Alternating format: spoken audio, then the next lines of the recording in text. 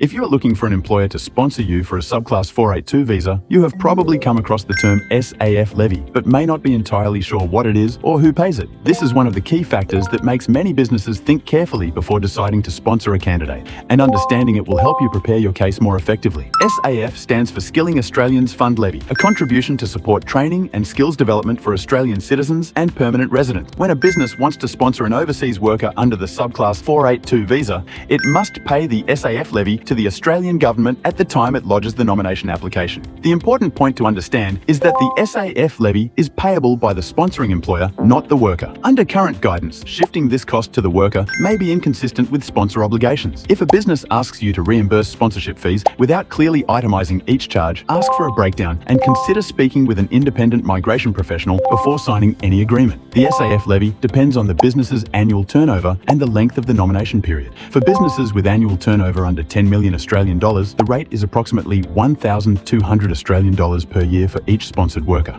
For businesses with turnover of 10 million Australian dollars or more, the rate is approximately 1,800 Australian dollars per year.